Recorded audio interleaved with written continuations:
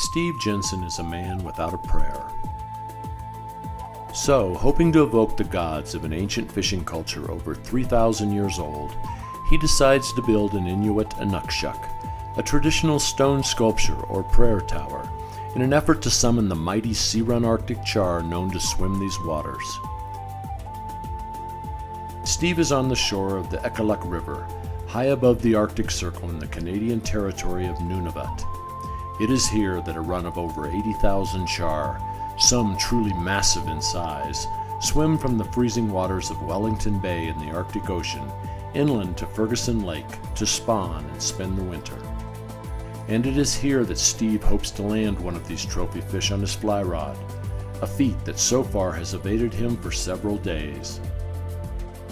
But this is not surprising. The window of opportunity on the Ekaluk is a mere 2 weeks, and timing is everything. The Inuits have known for centuries that the first challenge in catching the Aqualakpik is being ready at the river when the fish arrive. But there is power in this primeval land, and as Steve's Inukshuk rises from the frozen tundra, he senses a life force in the river behind him. The char are swimming through. The time is here.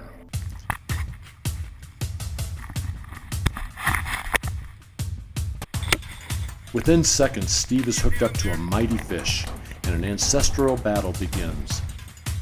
A big char is powerful beyond belief, and Steve is by himself, attempting to both photograph and fight the fish as it surges up and down the river. I've hooked into a very large fish. I don't have a headset.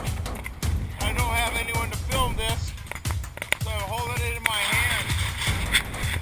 I saw this fish from up above and cast out and swung by. Very large fish.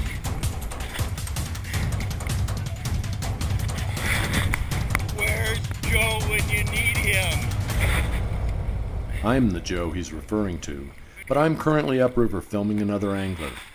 You're on your own here, Steve. I've landed him right in my prayer tower. I think those prayers work. Hallelujah. Somehow he gets it done, and his first magnificent trophy of the trip comes to hand.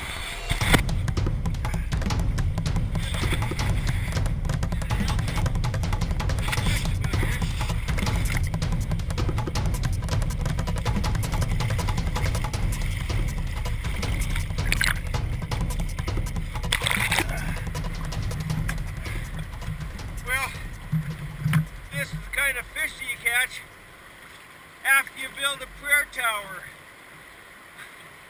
This is an amazing experience up here in the Arctic Circle for these beautiful sea-run char. This fish is magnificent.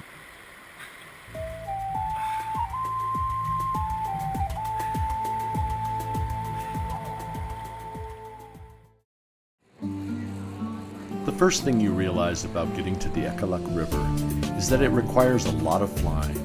Welcome to Canadian North Airlines. Steve Jensen, Dave Bishop, and myself flew from Salt Lake City, Montreal, and Denver, respectively, to Edmonton, Alberta, where we spent the night. Early the next morning, we start nearly a day's worth of additional flying to get us to camp. Our first stop is Yellowknife, Northwest Territories, which is also the first place where we get a real sense that we're headed into the far north. From Yellowknife, we fly to Kugluktuk, Nunavut, and on to Cambridge Bay on Victoria Island. There we meet our fellow anglers and begin to hear amazing stories about where we are headed. I write in my notebook here sometimes a slow morning, 25 fish. It's crazy. That's crazy. It's unlike anywhere else in the world. I told Jack about 10 years ago, I said, Jack, I said, book me in for life, and if I'm not on the plane, it's because I'm dead. There's no doubt this is the best fly fishing in the world, and it's the best kept secret.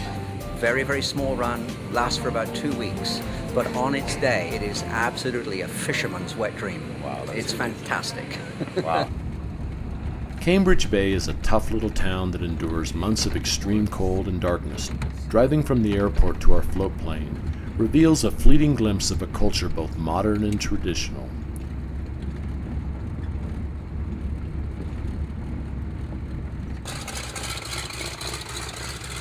We have one more flight to go to get to the Ekaluk River. So who we have? Germany represented, US. U.S. Canada. Canada. Oh, in Quebec. Dave Bishop confirms the manifest, and our pilot, Wild Bill Brady, throttles up his vintage de Havilland Beaver.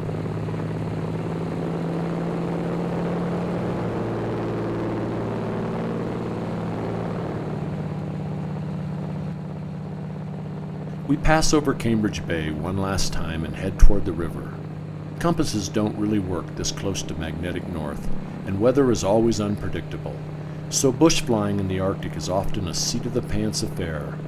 Bill has been doing it for over 40 years and still revels in the surprises every flight brings. In real time, the flight from Cambridge Bay to the Ekaluk takes about half an hour. Sped up, the landscape reveals a mosaic of tundra and water that for 8 months out of the year is locked in snow and ice.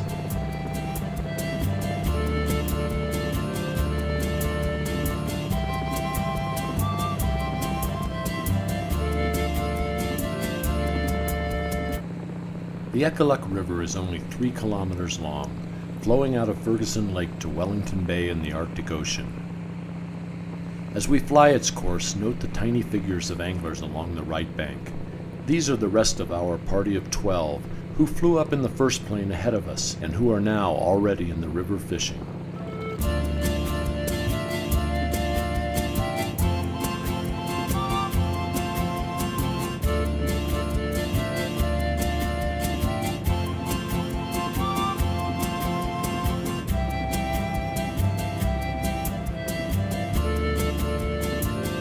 Camp sits high on a bluff right above Tidewater.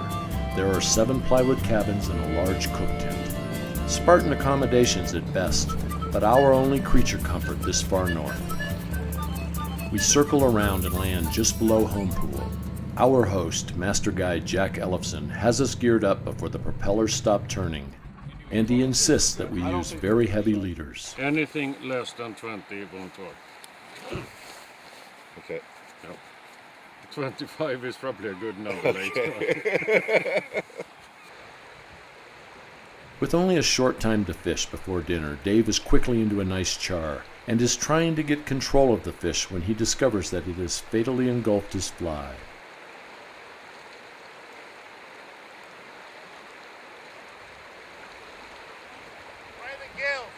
Okay, bring him ashore. We'll take him home. As seasoned anglers who regularly practice catch and release, the event is at first upsetting, but we'll soon discover that many of these fish will become the very delicious sustenance by which we live. That's too bad. First fish. First 5 minutes. Okay, sashimi time in the wilderness. Sashimi is always appreciated. I think I have to taste one while I'm cutting.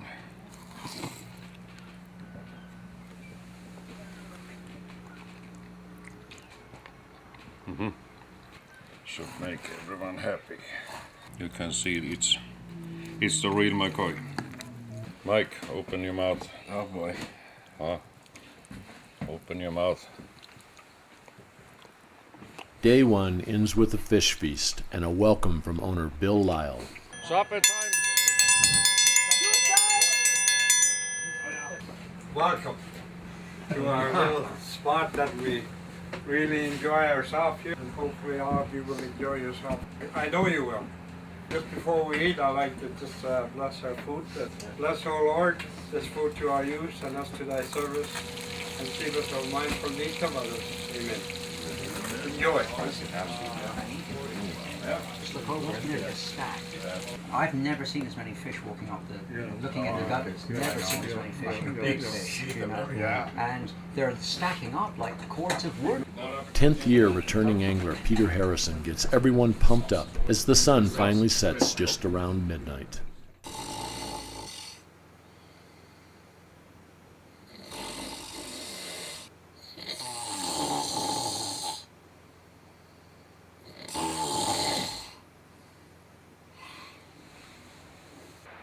After a nocturnal serenade, the next morning dawns snowy and cold.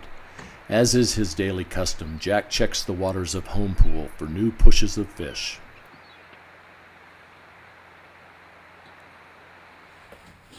Up in the muskox cabin, our crew readies for the day, amid the clutter of fishing and filming gear.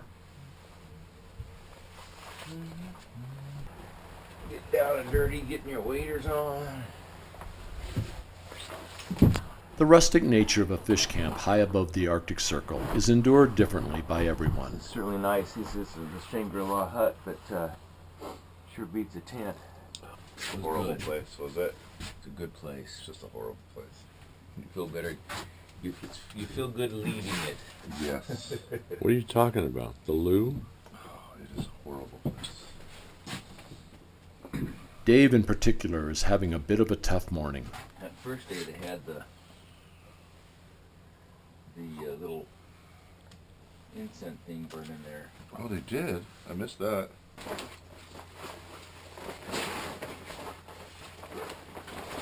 Oh, we're having some fun now.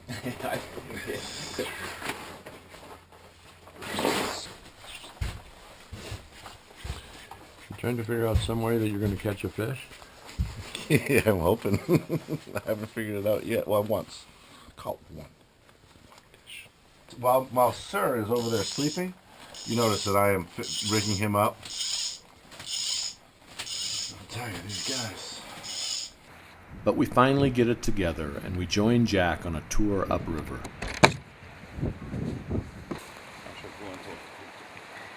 We first run into angler Peter Harrison, who gives us a primer on his local flies. What are they? Like you tie them just for these guys? Yeah, I tie them. Little shrimp? Yeah, shrimp. Yeah. If you look into the stomachs of these, they're full of purple shrimps. Oh, really? Yeah, so I do purple ones as well, and these work well, but on dark days. Right. I guess dark fly, dark day.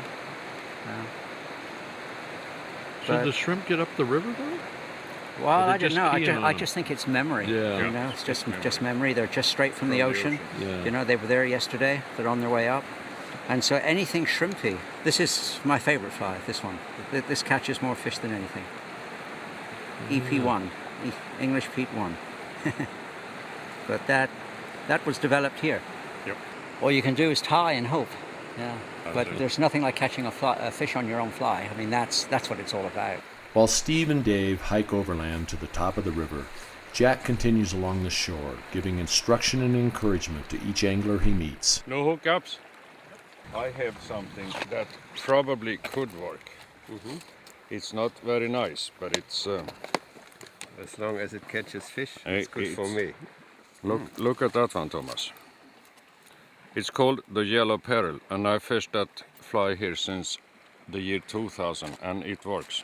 Remember, cast and move and cast and move. German angler and tackle dealer Thomas Durkhoff quickly proves Jack's fly still works with a feisty little char. While further below, Canadian physician Dr. Al Unger lands a terrific fish. Oh yeah, that's a good one. That's a good one.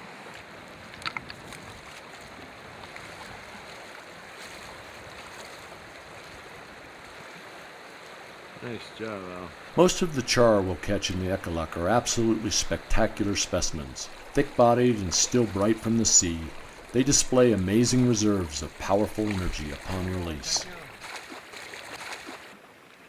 Young fella probably can't fly yet, huh? There are many great water birds living along the Ekaluk, and Arctic predators are constantly on the prowl for eggs or fledglings. Our young goose needs to keep a watchful eye out.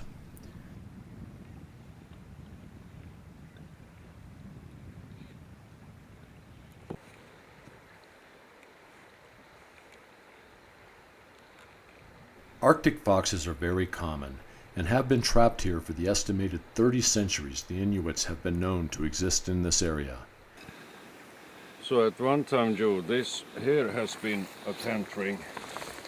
Like I told you before, this river was always extremely important for their fishing, and they fished in August into September, lived in sealskin tents, and the rocks, of course, was to hold down the flaps, the outside of the tent. You'll see that all over the neighborhood. There is more up there, food caches. This is actually a pretty good one. As Jack and I explore the archaeological evidence of an earlier culture, Another squall of snow blows through, only to be quickly absorbed by sunlight. We meet Steve and Dave walking back downriver. Their efforts up at the headwaters have proved fruitless, and they're now headed to the holy water in between.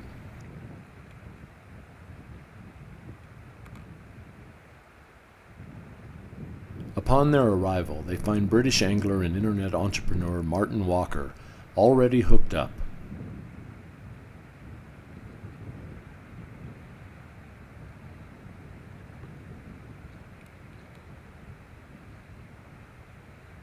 This is Martin's second week in a row on the Ekaluk, and his enthusiasm with landing fish is still highly charged,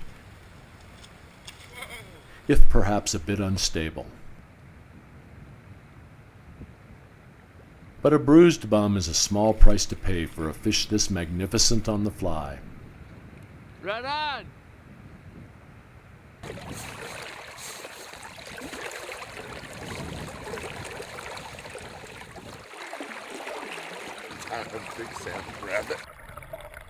After seeing Martin's char, Dave is quickly in the water and goes to work as only an Atlantic salmon fishing guide can, pounding out big spay cast and finessing his fly through every fishy spot.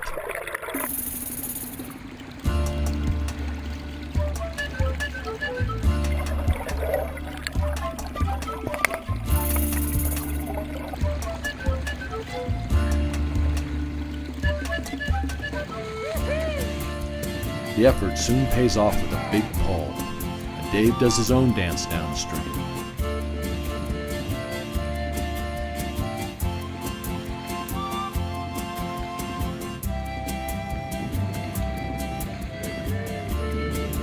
Dave is well known on the salmon fishing scene in Quebec, where he is also the Eastern Canadian rep for Hardy Rods and Reels, and he runs a company producing salmon and steelhead flies.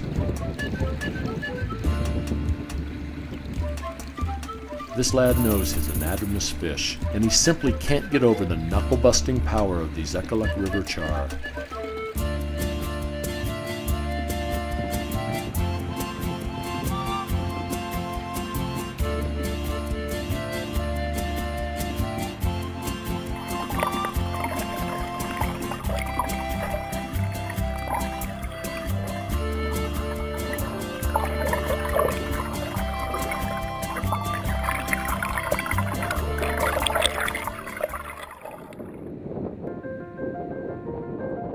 Traversing patches of Arctic cotton, I leave Dave and Steve for a while and hike across the tundra to a cliff face to try and gain some elevation. I am rewarded by fantastic wildlife along the way, like these sandhill cranes and a spectacular tundra swan. But nothing can prepare me for the two magnificent muskox I find at the base of the cliff.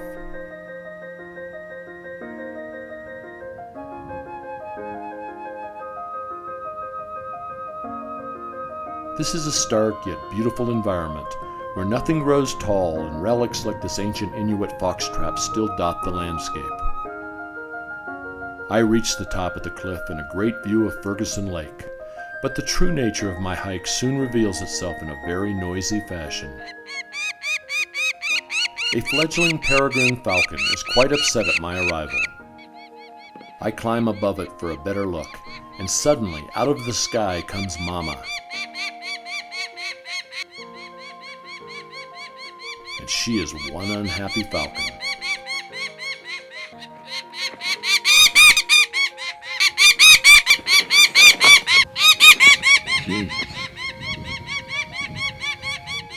This is starting to get serious, and I'm out of there.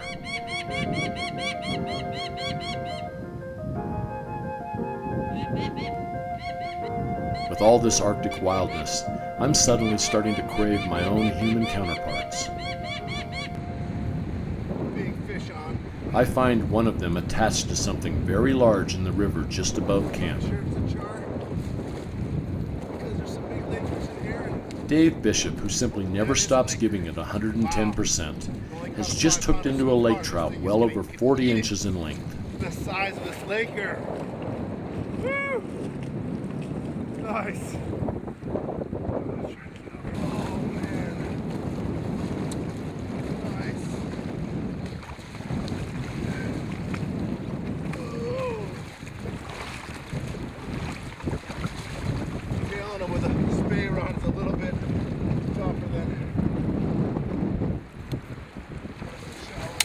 Oh! Oh! Oh my God! Just snapped my rod on this huge fish, but I think it had more to do with hitting these big weighted flies on rods will weaken them. It was worth it to hook up this guy. Look at that. Those beautiful, beautiful big fins on these colors.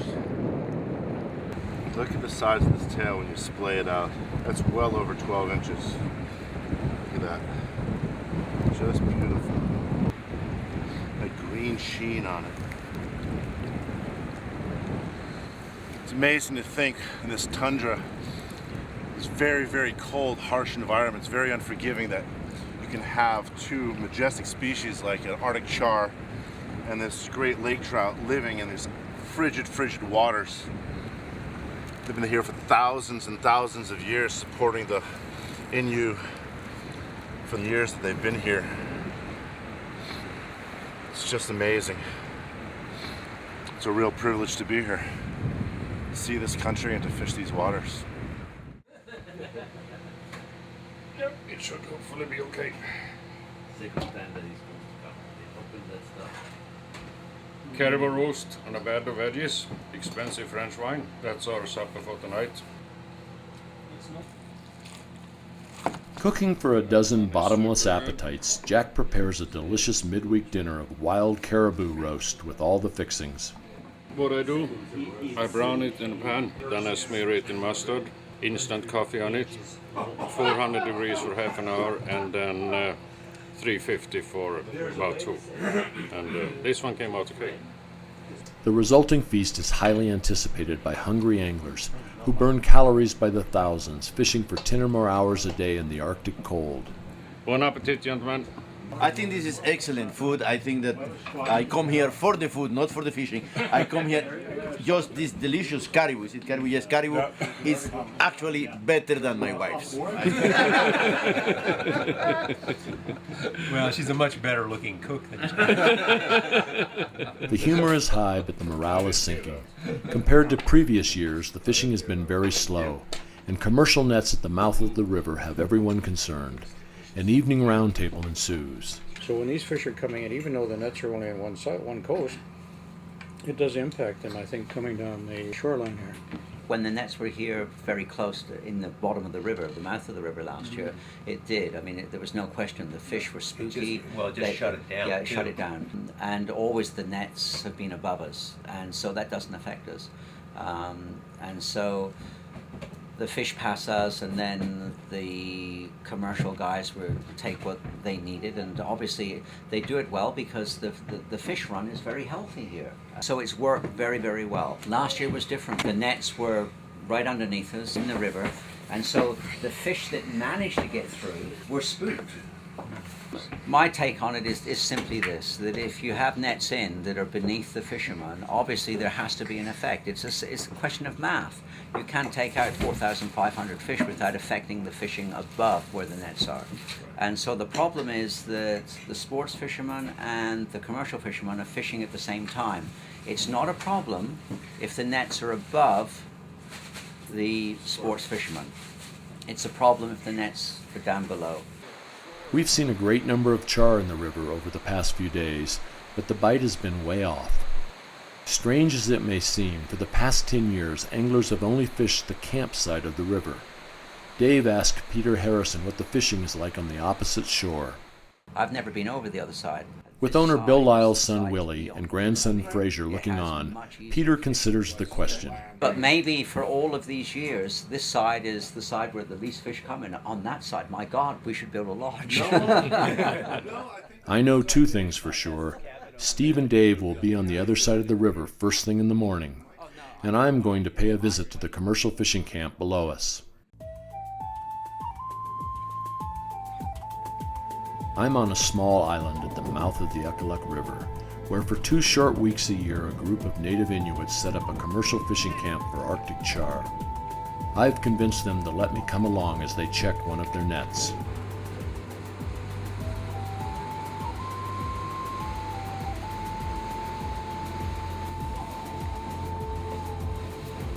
Historically, this camp has been situated 3 kilometers upriver at the outflow of Ferguson Lake. For the last 2 years, however, the commercial fishermen have set their nets at the mouth of the Ekaluk, below Jackson Bill's sport fishing camp, and our group of anglers is convinced it's having a horrible impact on the fishing. Within a few minutes of pulling nets, I can certainly see why they might be worried, but as the day goes on, I begin to think differently. The haul is huge, and for these young commercial fishermen, it's money in the bank. A big fresh fish out of the mouth of the Ekaluk River nets them about $20. By the time it makes its way to the tables of America's gourmet restaurants, a 7-ounce wild Arctic char fillet can cost anywhere from $30 to $70 on the menu. And what is wrong with that? Nothing, actually. In fact, from the standpoint of preserving traditional fisheries in an environmentally sustainable manner, it's all quite good. Most char that you find for sale are farm-raised, and in many instances represent everything that is wrong with industrialized aquaculture. Truly wild Arctic char have only recently made their way onto the world culinary stage as a premium product produced from an artisan fishery, a movement now being championed by enlightened fishmongers, chefs, and consumers worldwide. Native peoples have been harvesting Ekaluk char for centuries. Surely there is room for both a commercial and a sport fishing camp to utilize this rich natural resource. And what effect does responsible harvesting really have on the recreational fishing anyway? The commercial quota for the Ekaluk River camp was 30,000 pounds this year, or about 4,500 fish. Sure, that might sound and look like a lot of fish being harvested, but it's a small percentage of the entire run that migrates up the Ekaluk each fall into 75-mile-long Ferguson Lake. During the short season, float planes fly round the clock, transporting char back to the processing plant in Cambridge Bay. While today's catch awaits preparation, yesterday's fish is on the dock, iced down and ready to go.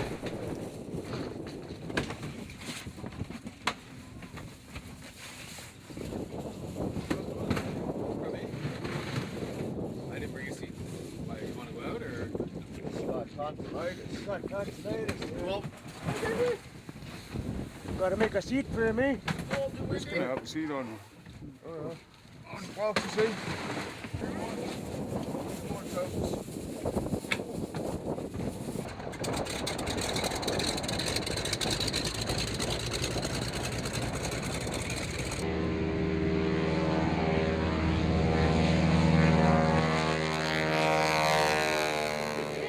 In less than an hour, these same red crates of fish will be at the Kitikmeot Foods processing plant in Cambridge Bay.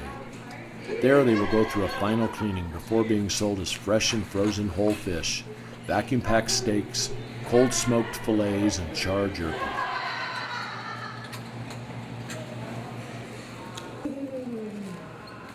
Biological data is collected from a sampling of 200 fish caught on the Ekaluk each year. Fin, scale, and otolith samples are taken to determine the run's average age and health. This is what they use to tell the age of the fish. This information is then used to set sustainable harvest quotas for the future.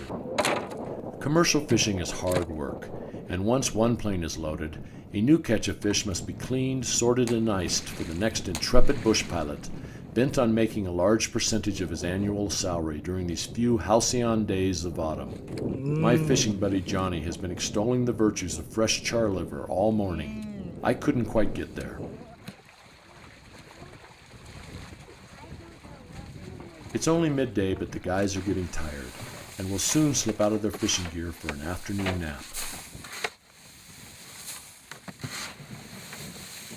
The final task is dumping the fish entrails into the mouth of the river, where a healthy population of some of the largest seagulls in the world ensures that the cleanup will be quick.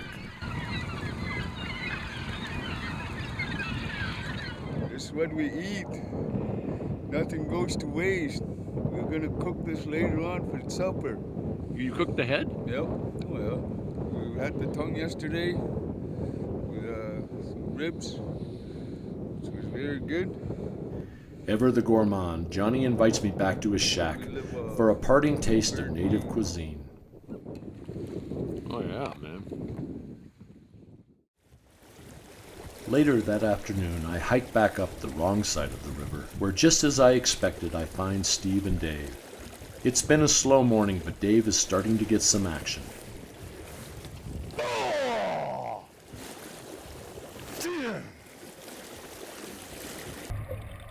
There are definitely fish on this side of the Ekaluk, and for all we know, they have never seen an artificial fly.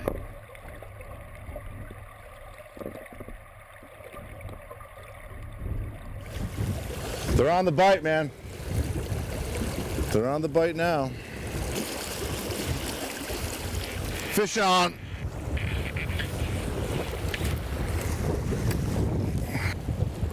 Feels like a decent fish, too.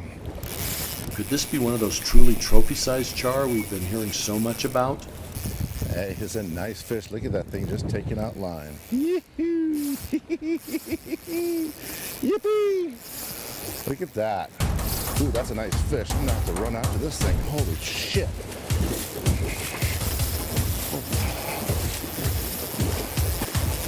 Oh my God. This is kicking my ass into the backing. And backing and backing and backing and backing. Dave Bishop has been a fishing guide in eastern Canada for nearly 30 years. He's an Atlantic salmon expert, but he's new to Arctic char, and he's suddenly finding the experience a bit shocking.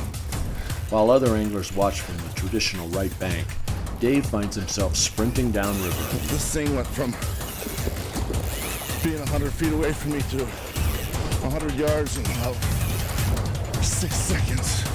Big, big fish. This is a nice fish. It can't be denied that something has impacted the fishing in the Ekaluk this season, at least in comparison to earlier years. But when you finally hook a fish like the one Dave is battling, it's hard to be anything but enthused about this remarkable fishery.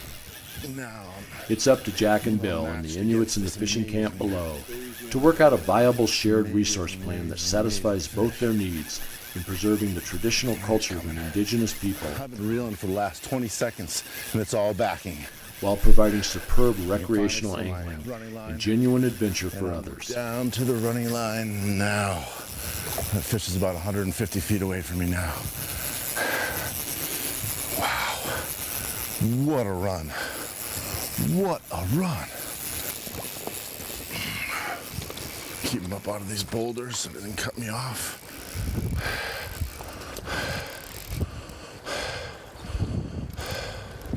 Oh, he's long time. Look how big, look at the size of that fish. Oh, baby. He's not done yet either. Oh, look at the tail on that. All right. Oh, look at that fish. Look at that beautiful fish. Oh, baby. Caught steelhead and salmon, but these things, pound for pound, no comparison. And I hate to say that as a salmon guide, but that's the way it is. All right, you can grab them right there. Hang on, I want to get around that boulder. Look at the size of that thing. Grab them, grab them, grab them. Oh, man. Oh, man. Woo! Yeah, baby! Yeah, baby! Got her done.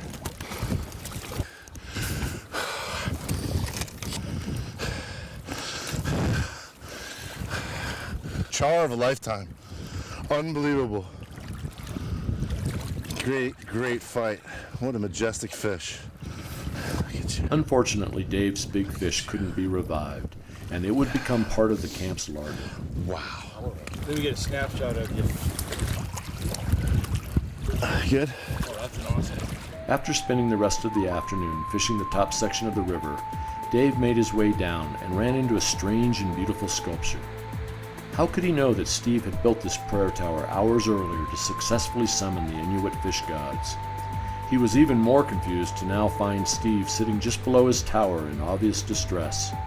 An errant cast had lodged a big weighted fly deep in his hand. Don't know if Mike crimped the barb down. Mike made this. most likely that he trims almost all his barbs down. That's what I was hoping he did. It's in the bone, isn't it? It's hitting the bone? Yeah. It's hitting the bone. Right in the knuckle. Right up here.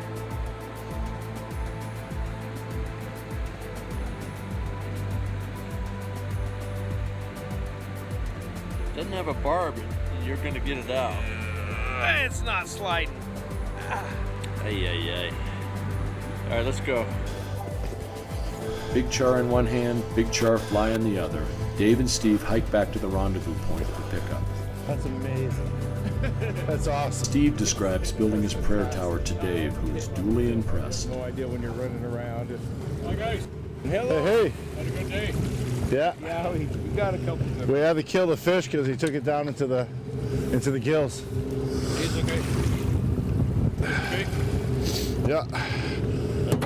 Look at this one, little fella. As big as you. Yeah. The German Thomas caught a 38-inch fish. And Steve caught himself. Yeah, Steve caught Look at himself his in the hand. Uh-oh. Yeah, it's in the knuckle. Okay, we shall operate. Oh, jeez. And operate we did. Fortunately for Steve, Dr. Al had a full medical kit along, or this might have been a lot more painful. I get that point through there now, and we'll try and cut it off. Okay. Doing okay. Still got a little barb on it.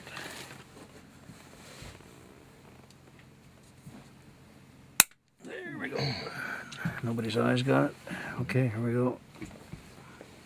There we go. Good job. A little hemorrhage there. Where's my gauze? Pressure on it. You know, I built that little prayer tower over there, and the next cast caught that big fish. And then I come up, and my last cast was right at the prayer tower, and the gods give it, and the gods take it away. They're keeping me humble, aren't they? Yeah. You gotta love a fishing camp where you can read past clients' testimonials as cabin graffiti right on the walls. This is just part of the remote Arctic ethos and diverse angling community created by Jack Ellefson, who is the force that keeps the Ekaluk camp clicking. Here he describes how it all began. I met Bill in 1984. I was radio officer expedition leader on the Lindblad Explorer. Cruise ship came through the Northwest Passage. That's how I met Bill. And I was walking up and down the river for days on end and casting. Never caught a fish. Of course, the run wasn't done yet.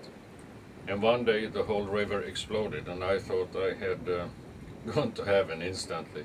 And I said to Bill, this is unique. And Bill took my word, and that was actually the beginning. It's a fantastic place. It's a fantastic place, and I come here to recharge my batteries. But if Jack is the heart of the Ekaluk camp, Bill is the soul. A quiet and spiritual man, he tells me the story of his dying mother's last words of wisdom. She said to us as children when we were gathered just before she passed on, and she told us that we only know two things that really happened to us in life. And she said we're born for sure and we're going to leave again. But what's in between those two, you have to make those as good as you can for you and your fellow people around you. Hopefully that I live by that, and the people that I bring here, that come here to share it with us, are, having a good time, and hopefully they bring back good memories and stories back to their family. Bill's wife Jessie champions Inuit culture while raising children and grandchildren in a modern world. Here she cooks bannock in their tiny cabin before heading outside to prepare Dave's char into traditional dry fish. That's a big fish.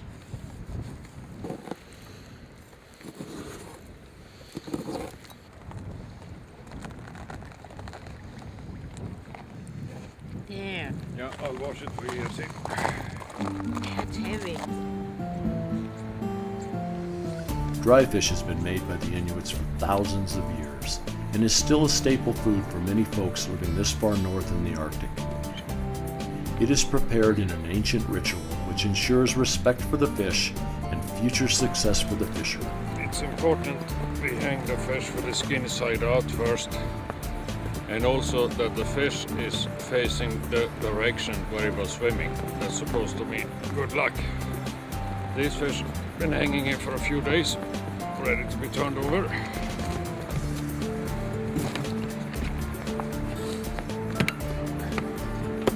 There we go. And here are two fish. They are ready to go. Partly dried, fairly elastic. So the way we eat them, we throw them, we put them on the kitchen table like this with a salt shaker and a sharp knife. And everyone takes a bite, cuts off a piece. Fish, a little salt on it. And of course, yes, it's good tea to go with it. Jessie's good tea is just one more example of living off the land. Out on the tundra, she collects sweet-smelling heather, which she burns to create smoke to flavor her tea water.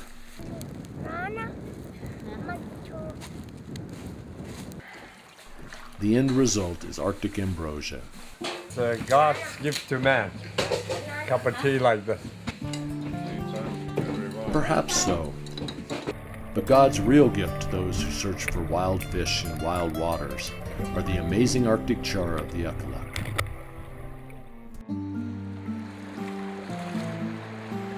Didn't have a whole lot of time to fish myself, but got a chance to catch one of these absolute spectacular sea run Arctic char.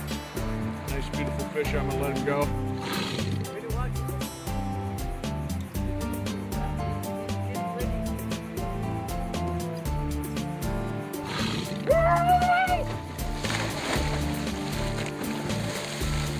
Yeah!